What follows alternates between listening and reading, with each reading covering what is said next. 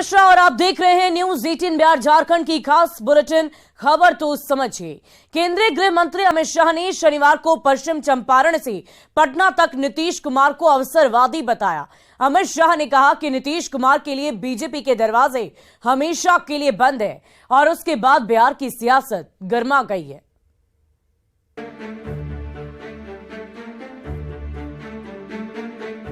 नीतीश बाबू बहुत साल तक आराम गैराम कर लिए, आपके लिए भाजपा के दरवाजे हमेशा के लिए बंद कर दिए गए।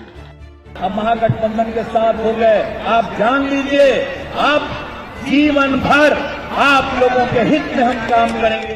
पश्चिम चंपारण हो या पटना, केंद्रीय गृह मंत्री अमित शाह शनिवार को जहां जहां भी गए उनके निशाने पर सीएम नीतीश कुमार ही रहे। शाह ने नीतीश कुमार को दल बदलू, अवसरवादी और अपनी महत्वाकांक्षा के लिए कुछ भी करने वाला नेता करार दिया। साथ ही ये भी कहा कि अब नीतीश कुमार के लिए बीजेपी के तमाम दरवाजे बंद हो चुके हैं। नीतीश बाबू बहुत साल तक आराम गैराम कर लिए, आपके लिए भाजपा के दरवाजे हमेशा के लिए बंद कर दिए गए। अमित शाह के बयान के बाद बिहार में सियासी गर्मी बढ़ गई है। एक के बाद एक कई जेडीयू नेताओं ने बीजेपी पर पलटवार किया। राज्य के वित्त मंत्री विजय चौधरी ने कहा कि नीतीश जी के अलग होने से बीजेपी बेचैन है और इसीलिए इस तरह के बयान दिए जा रहे हैं। हमें ये नहीं समझ में आ रहा था कि उनको ये बात बार बार कहने की आवश्यकता क्यों पड़ रही है। क्या वो इसकी जरूरत तो नहीं महसूस कर रहे हैं? और सबसे बड़ी बात कि नीतीश कुमार कोई एनडीए में अपने दाखिले का आवेदन लेके भाजपा के दरवाजे पर तो नहीं खड़े हैं। वहीं जेडीयू एमएलसी और प्रवक्ता नीरज कुमार ने कहा कि आप क्या दरवाजा बंद करेंगे? जब तक नीतीश जी हैं, तब तक बीजेपी के लिए बिहार के सत्ता का दरवाजा बंद है। आप कहते हो कि दरवाजा बंद है, अरे जब तक नीतीश कुमार जी इस बिहार में हैं, तब तक भारतीय जनता पार्टी के लिए बिहार की सत्ता का दरवाजा बंद है। अलीगढ़ का ताला लगा हुआ है, कितना भी लगाओगे वो खुलेगा ही नहीं।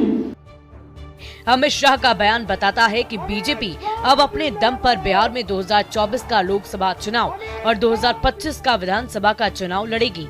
लेकिन सवाल उठता है कि क्या बीजेपी अकेले दम पर महागठबंधन को हरा पाएगी? न्यूज 18 के लिए पटना से अमित कुमार के साथ धर्मेंद्र की रिपोर्ट। बीजेपी ने नीतीश कुमार के लिए दरवाजा बंद करने की घोषणा कर दी है और इस पूरी खबर को अब समझ लेते हैं।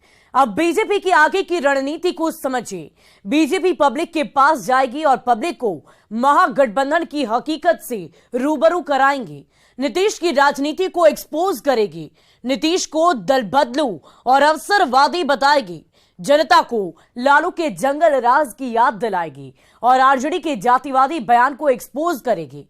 बिहार में जातीय उन्माद के खतरे को बताएगी और सांप्रदायिकता और पीएफआई के खतरे को भी बताया जाएगा। डबल इंजन सरकार का महत्व बताएगी। केंद्रीय योजनाओं को जनता के सामने रखेंगी। समझने वाली बात तो यह है कि बीजेपी को अपनी योजनाओं पर पूरा भरोसा है। ओबीसी के लिए काम पर भरोसा है और सवर्णों के वोट बैंक पर भी पूरा भरोसा है। बीजेपी पसमानदा मुसलमानों के करीब जा रही है। अनुसूचित जाति और जनजाति के लिए पूरा काम कर रही है और उन पर भी पूरा भरोसा है कि पूरा जनाधार उनकी तरफ होगा, पूरा वोट उनकी तरफ होगा। हालांकि ये कोशिश बीजेपी की तरफ से लगातार की जा रही है। देखने वाली बात ये तब सामने आएगी जब साल 2025 में लोकसभा का चुनाव होगा। बढ़ते आगे, 27 फरवरी से बिहार विधानमंडल का बजट सत्र शुरू हो रहा है। बिहार सरकार 28 फरवरी को बजट पेश करने जा रही है। महागठबंधन सरकार वाली इस बजट पर सबकी निगाहें टिकी हुई है। सत्ता पक्ष विपक्ष भी अपनी तैयारियां कर रही है। ये पूरी रिपोर्ट देखिए। बिहार के हित में होगा, बिहार के लोगों को विकास के रास्ते आगे बढ़ाने का होगा। मुख्यमंत्री जी का जो घोषित मंत्र है न्याय के साथ विकास, ये उसी रास्ते चलेगा।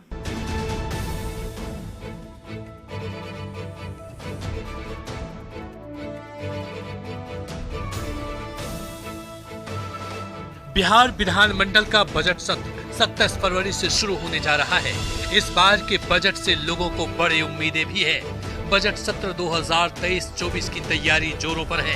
5 अप्रैल तक चलने वाले इस बजट सत्र में विधानसभा में कुल 22 दिन कार्य दिवस होगा। सत्ता पक्ष के मुताबिक इस बार के बजट का आकार पिछले बजट से कई गुना बड़ा होगा। जो पिछले बार जो बजट का आकार था 2,37,000 करोड़, इस बार उससे अधिक होगा और मुख्य फोकस जो है युवाओं को रोजगार कैसे मिले, इसके लिए हमारी सरकार काम कर रही है। जो बजट सत्र रहा है वो आगे की ओर अग्रसर रहता है। उसमें अधिक से अधिक हर प्रतिवर्ष आप देख लीजिएगा उठा के, जो बजट का उपबंध है वो ज्यादा होता है। ये सही है कि इस बार युवाओं को सामने में रखा गया। युवा हमारे देश की अगली पीढ़ी है, देश का भविष्य है, निश्चित रूप में उनको रखा गया। एक तरफ बजट सत्र को लेकर सरकार की अपनी तैयारी है, तो विपक्षी दल बीजेपी सरकार को घेरने में कोई कसर नहीं छोड़ेगी। सत्र के हंगामेदार होने के आसार हैं। मैं तो नीतीश कुमार जी, आपने हर बार बजट रखा है और बजट के आकार और विषय को हम लोग भी जानकार हैं। हम लोगों ने बजट के हर पहलुओं को देखा है। लेकिन आज बिहार में आपने सरकार बनाई तो क्या सौगंध खाया था कि पहली कदम से 10 लाख नौकरी बांटेंगे। केवल रेवड़ी बांटा है आपने, और 10 लाख युवाओं पर आज आप लाठियों की बरसात कर रहे हैं जब आपके पास लोग जा रहे हैं। 27 फरवरी से बिहार विधानमंडल का बजट सत्र। 28 फरवरी को वित्त मंत्री विजय कुमार चौधरी पेश करेंगे बजट। 5 अप्रैल तक चलेगा बजट सत्र। 22 दिन का होगा विधानसभा का कार्य दिवस। पिछले बजट से बड़ा होगा 2023-24 का बजट। 2022-23 में बजट का आकार 2,37,00,000 रुपए का होगा। 2023-24 के बजट में 15% की बढ़ोतरी की संभावना है। बहरहाल इस बार के बजट से रोजगार और शिक्षा को लेकर बड़ी उम्मीदें हैं। बिहार के लोगों के लिए भी महागठबंधन सरकार की भी नीति स्पष्ट नजर आएगी। न्यूज़ 18 के लिए पटना से अमित कुमार की रिपोर्ट। और चलिए अब बजट सत्र के मायने को समझ लीजिए। 27 फरवरी से बिहार विधानमंडल का बजट सत्र शुरू होने जा रहा है। 5 अप्रैल तक ये सत्र चलेगा। 22 दिन का ये विधानसभा का कार्य दिवस होगा और महागठबंधन की सरकार बनने के बाद बिहार विधानमंडल का ये दूसरा सत्र है। मजबूत विपक्ष की वजह से बजट सत्र के हंगामेदार होने की उम्मीद जताई जा रही है। समझने वाली बात यह है कि सत्र के दूसरे दिन 28 फरवरी को बजट पेश किया जाएगा। वित्त मंत्री विजय कुमार चौधरी पेश करेंगे बजट और पिछले बजट से ये बजट काफी बड़ा होगा। साल 2023-24 का बजट बड़ा होगा और बजट का आकार 2.37 लाख करोड़ रुपए के आसपास का बताया जा रहा है। 2023-24 के बजट में 15% की बढ़ोतरी की संभावना है। यानी कि बिहार विधानमंडल में एक बार फिर से बजट सत्र की अब शुरुआत हो रही है। तो देखने वाली बात यह होगी कि यह सत्र कितना हंगामेदार रहता है या सदन में शांतिपूर्ण माहौल रहता है। बढ़ते आगे, रामगढ़ विधानसभा उपचुनाव के लिए कल वोट डाले जाएंगे। शांतिपूर्ण तरीके से मतदान को लेकर प्रशासनिक तैयारियां मुकम्मल कर ली गई है। सुबह 7 बजे से लेकर शाम 5 बजे तक वोटिंग होगी।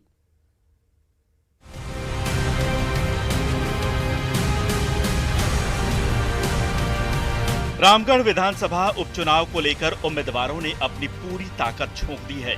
अब बारी जनता की है। विधानसभा उपचुनाव के लिए सोमवार को सुबह 7 बजे से वोट डाले जाएंगे। चुनाव को लेकर प्रशासनिक तैयारियां पूरी कर ली गई हैं। इस उपचुनाव में 2000 से ज्यादा मतदान कर्मी लगाए गए हैं।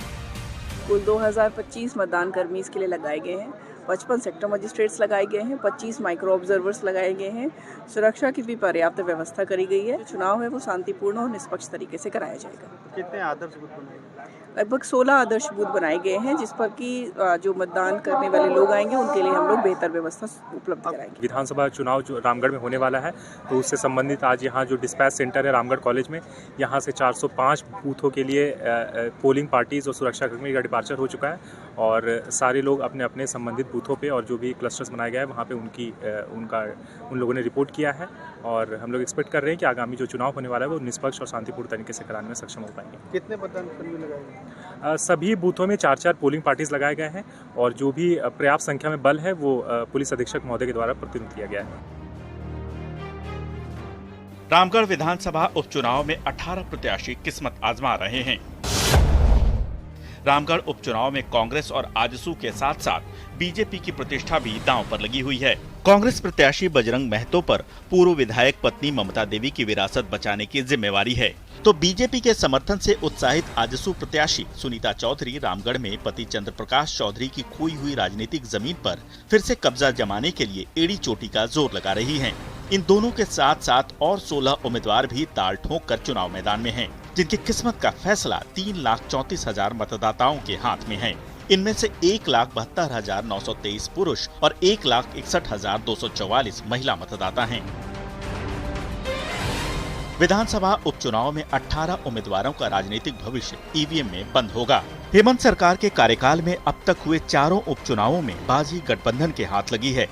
ऐसे में रामगढ़ का 5वां उपचुनाव यूपीए के लिए किसी परीक्षा से कम नहीं है। वहीं एनडीए भी यूपीए के रिकॉर्ड को तोड़ने का दावा कर रहा है। वोटिंग के बाद 2 मार्च को मतगणना के बाद पता लगेगा कि किसके दावे में कितना दम है। न्यूज़ 18 के लिए रामगढ़ से संवाददाता जावेद खान की रिपोर्ट। और अब रामगढ़ के रण को समझ लीजिए। रामगढ़ उपचुनाव में 27 फरवरी को वोटिंग होगी। 2 मार्च को इस वोटिंग के बाद काउंटिंग है और उपचुनाव में 18 उम्मीदवार अपनी किस्मत दांव पर लगा रहे हैं, रणभूमि में सामने आ रहे हैं। मुख्य मुकाबला कांग्रेस और आजसू के बीच में है। कांग्रेस और आजसू के साथ साथ बीजेपी और जेएमएम की प्रतिष्ठा भी दांव पर लगी हुई है, क्योंकि रामगढ़ उपचुनाव की जीत हार से गठबंधनों की मजबूती का पता चल पाएगा। समझने वाली बात यह भी है कि कांग्रेस प्रत्याशी बजरंग महतो पर पूर्व विधायक पत्नी ममता देवी की विरासत को बचाने की जिम्मेदारी है, जिनकी सदस्यता जाने के बाद विधानसभा का ये उपचुनाव हो रहा है। तो आजसू प्रत्याशी सुनीता चौधरी रामगढ़ में पति चंद्र प्रकाश चौधरी की साख बचाने की चुनौती उनके ऊपर भी है, जो रामगढ़ के विधायक रह चुके हैं और वर्तमान में गिरिडीह से आजसू के सांसद हैं। हालांकि फाइनल फैसला क्षेत्र के 3,34,000 मतदाताओं के हाथ में है कि वो किसकी किस्मत को और आगे बढ़ाते हैं। हालांकि कल ये रणभूमि में सभी प्रत्याशी एक दूसरे के आमने सामने होंगे और फैसला जनता लेगी। और शराब नीति मामले में दिल्ली के उप मुख्यमंत्री मनीष सिसोदिया को सीबीआई ने गिरफ्तार कर लिया है। गिरफ्तारी से पहले सीबीआई ने उनसे 8 घंटे तक लगातार पूछताछ की थी। बताया गया है कि आबकारी विभाग के एक आईएएस अफसर ने पूछताछ के दौरान सिसोदिया का नाम लिया था। अफसर ने कहा कि सिसोदिया ने ऐसी शराब नीति बनाई थी जिससे सरकार को मुनाफा नहीं हो, व्यापारियों को मोटा फायदा हो, और इसी बयान के आधार पर सिसोदिया से पूछताछ की गई थी। दिल्ली सरकार के उप मुख्यमंत्री मनीष सिसोदिया की गिरफ्तारी के बाद सीबीआई मुख्यालय के बाहर सुरक्षा व्यवस्था बढ़ा दी गई है। अर्धसैनिक बल रैफ यानी कि रैपिड एक्शन फोर्स कंपनी की टुकड़ी केंद्रीय जांच एजेंसी सीबीआई मुख्यालय के बाहर तैनात कर दी गई है। और देखिए सिसोदिया की गिरफ्तारी क्यों हुई, ये पूरी वजह हम आपको बताते हैं, समझाते हैं। मनीष सिसोदिया डिप्टी सीएम के साथ साथ दिल्ली के एक्साइज मंत्री भी हैं। नवंबर साल 2021 में दिल्ली में नई शराब नीति लागू की और मई 2022 में नए एलजी ने जिम्मा संभाला। मुख्य सचिव को जांच के निर्देश दिए गए और मुख्य सचिव की रिपोर्ट में अनियमितता के आरोप लगाए गए। साल 2022 के जुलाई महीने में मुख्य सचिव की रिपोर्ट के आधार पर एलजी ने सीबीआई जांच की सिफारिश की और मुख्य सचिव की रिपोर्ट में आरोप लगाए गए कि कोविड में दुकान बंद रहने के नाम पर शराब कंपनियों को लाइसेंस फीस में 144.36 करोड़ रुपए की छूट दी गई। एक लाइसेंस आवेदक कंपनी को 30 करोड़ रुपए की रकम लौटाई क्योंकि वो हवाई अड्डे क्षेत्र में जरूरी एनओसी लेने में नाकाम रही। विदेशी शराब पर 50 रुपए प्रति केस की छूट दी गई। साल 2021-22 में जिनको शराब के लाइसेंस मिले उनको टेंडर होने के बाद फायदा पहुंचाया गया, जिससे सरकारी खजाने को बहुत सारा नुकसान हुआ है। क्यों उठे शराब नीति पर सवाल, ये भी समझिए। थोक लाइसेंस धारकों का कमीशन बढ़ाकर 12% फिक्स किया गया।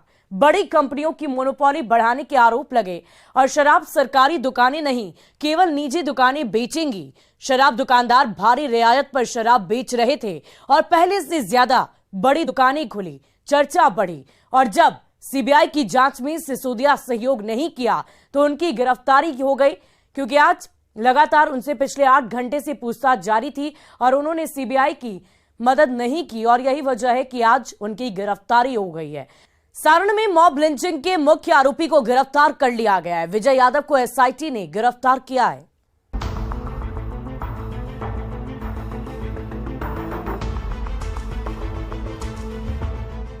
हाथ में हथकड़ी लगाकर पुलिस के जवानों से घिरा ये है विजय यादव। विजय यादव सारण के मुबारकपुर में हुई मॉब लिंचिंग का मुख्य आरोपी है, जिसे घटना के 23 दिन बाद एसआईटी ने गिरफ्तार किया है।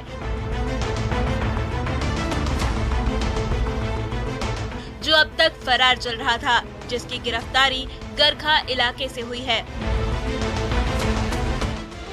4 नामजद अभियुक्तों की कुर्की जब्ती भी की जा चुकी थी।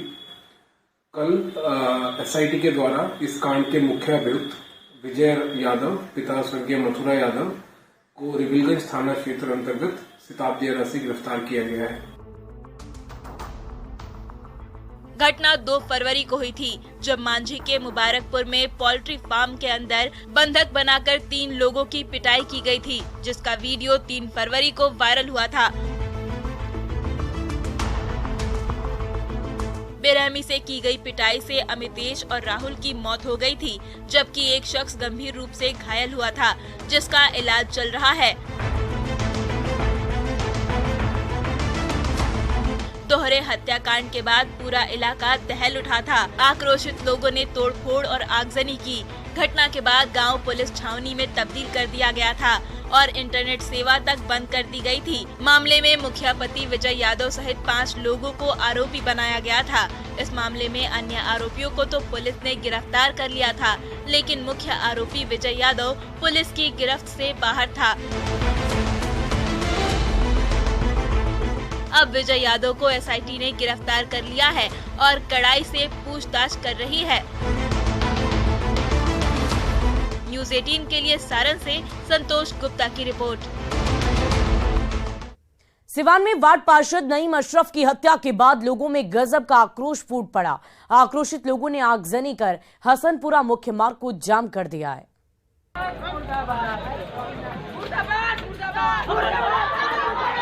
आग, धुआं और हंगामा। तस्वीरें सिवान की हैं। किसी के हाथ में डंडा है तो किसी ने सड़क पर पोल गिराकर रास्ता रोक दिया है। ये गुस्सा वार्ड पार्षद नईम अशरफ की हत्या के बाद भड़का है। बीती देर रात बेखौफ अपराधियों ने हसनपुरा पंचायत के वार्ड 17 के पार्षद नईम खान की गोली मारकर हत्या कर दी। नईम अशरफ की हत्या उनके दरवाजे से कुछ ही दूर पर की गई। नईम का शव जैसे ही गांव में पहुंचा, परिजनों में चीख पुकार मच गई और लोगों का आक्रोश फूट पड़ा। आक्रोशित लोगों ने आगजनी कर हसनपुरा मुख्य मार्ग को जाम कर दिया। लोगों ने हत्यारों की गिरफ्तारी और मौके पर सीनियर अधिकारी को बुलाने की मांग करते हुए जमकर बवाल किया। पुलिस प्रशासन के खिलाफ भी जमकर नारेबाजी की। हालांकि घटना के बाद सिवान सदर एसडीपीओ के नेतृत्व में पुलिस टीम अपराधियों की गिरफ्तारी के लिए कई इलाकों में छापेमारी कर रही है। हाल के दिनों में सिवान में कई जनप्रतिनिधियों की हत्या की गई है। सवाल है कि क्या सिवान में खत्म हो गया है पुलिस का इकबाल? क्या अपराधियों में पुलिस का कोई खौफ नहीं रहा? और नईम के परिवार को कब मिलेगा इंसाफ? न्यूज़ 18 के लिए सिवान से मृत्युंजय कुमार सिंह की रिपोर्ट।